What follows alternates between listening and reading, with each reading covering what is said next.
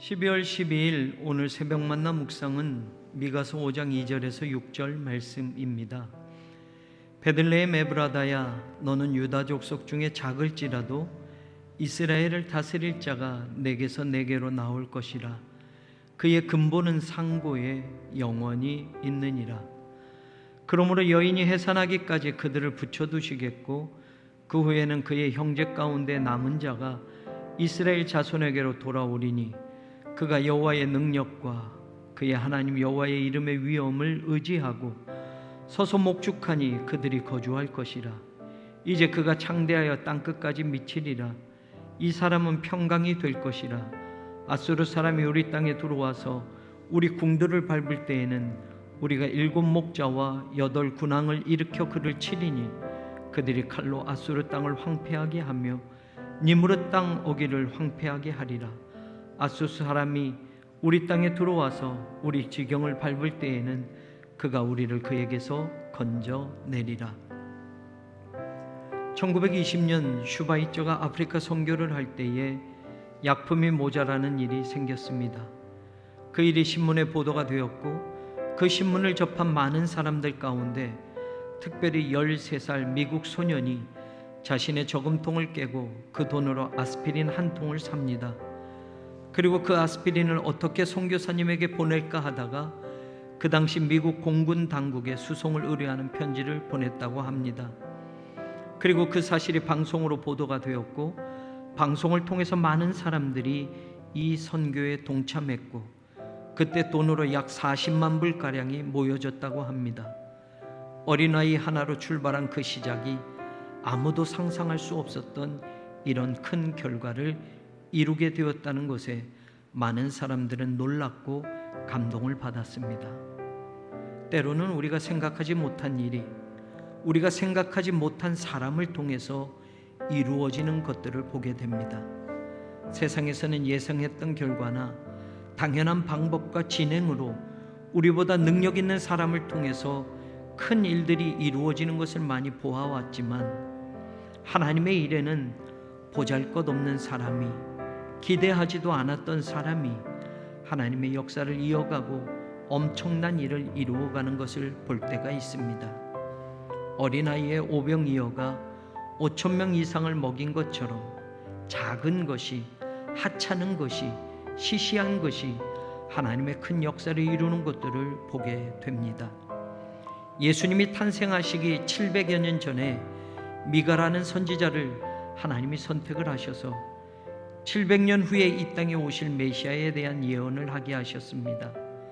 베들레헴 에브라다야, 너는 유다 족속 중에 작을지라도 이스라엘을 다스릴 자가 내게서 내게로 나올 것이라. 메시아가 오시는데, 이스라엘을 회복시키고 다스릴 메시아가 오시는데, 아니 온 인류를 구원할 메시아가 오시는데 초라한 땅, 시시한 땅, 보잘것없는 베들레헴에서 태어날 것이라고 선포되어지는 것입니다. 우리 성경에는 작을지라도 라고 번역이 되어 있는 차이르라는 단어는 하찮은, 보잘것없는 이라는 뜻이 있습니다.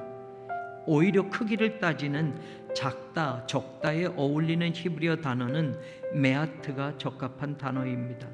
다시 말하면 작을지라도 라는 의미는 크기가 아니라 가치나 질을 뜻하는 것으로 이해해야 합니다. 베들레헴은 인류의 구원자 메시아가 태어나시기에는 정말 하찮고 보잘것없는 도시라는 말입니다. 많은 사람들이 모여 있고 많은 사람들의 왕래가 있고 활발하게 모여 사는 도시가 아니라 보잘것없고 시시한 동네, 사람들조차도 관심 없고 찾아보지도 않는 그런 곳에서 이스라엘을 다스릴, 인류를 구원해낼 메시아가 태어날 것이라고 선포케 하셨습니다. 뿐만 아니라 미가 선지자도 마찬가지입니다. 하나님이 들어서 쓰는 선지자들 가운데 유명한 선지자들이 많았습니다. 그 집과 가문이 유명한 사람들이 많이 있었습니다. 이사야, 예레미야, 에스겔, 호세아, 요엘, 요나, 오바댜, 스가랴, 이런 선지자들은 자기 아버지의 이름까지도 성경에 기록이 되어져 있습니다. 학자들은 아버지의 이름까지 기록되어져 있는 사람들은 그의 가문이 유명하다든지 그의 가문이 보통 사람들보다는 좀 나은 가문들 출신이라는 것이라고 말합니다. 그러나 미가 선지자는 아버지의 이름이 기록되어져 있지 않습니다. 실제로 미가 자신도 가난한 하층민 출신이었습니다. 미가서 자체를 읽어보아도 미가는 선지자라고도 불리지 않고 있음을 보게 됩니다. 별 볼 일 없는 사람일 수도 있었던 그런 출신의 미가를 하나님은 2700여 년 전에 들어 쓰셔서 메시아가 이 땅에 오실 것을 선언하는 위대한 선지자로 사용하셨습니다. 보잘것없는 땅 베들레헴 에브라다에서 메시아가 태어나도록 하나님은 역사하셨고, 또한 메시아로 태어나신 예수님은 마국간에서 누일 곳도 없어 말 먹이통에 강보에 쌓여 누워지셔야만 하셨습니다. 화려한 가문의 출생으로 태어나신 것도, 왕궁에서 많은 사람들의 축복을 받으며 태어나신 것도 아니라 그 당시 하층민의 하나였던 목수의 아들로 태어나신 예수님, 인류를 구원하시려면, 이스라엘의 만왕의 왕으로 오시려면 가이사라 빌립보 같은 황제의 별장이 있는 화려한 도시라든지 예루살렘 같은 큰 성읍이라든지 부자나 귀족의 집안에서 태어나셔도 될 터인데, 예수님은 미가의 예언처럼 보잘것없는 땅에서, 아무도 눈여겨보지 않는 땅에서, 아무도 귀 기울이지 않는 그 땅에서 목수의 아들로 2000년 전에 우리 곁에 찾아오셨습니다. 오늘 교회는 저마다 화려한 트리를 준비하며 성탄을 맞이하고 있습니다. 온 도시는 캐롤과 화려한 불빛 아래에서 성탄절을 기다리며 들떠 있습니다.